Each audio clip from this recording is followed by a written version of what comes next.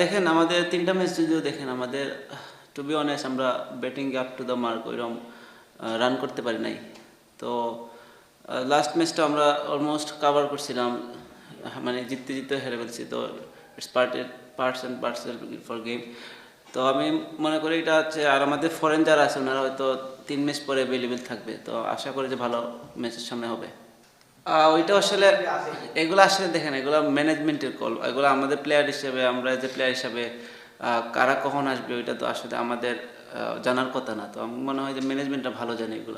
আলহামদুলিল্লাহ first match খুব ভালো ভালো ছিল। আজকে হয়তো আমাদের রান কম, একটু অ্যাটাকিং করতে যেয়ে একটু রান লিক হয়েছে। তো একটু আমার কাছে মনে হয় একটু ভালো করা উচিত ছিল।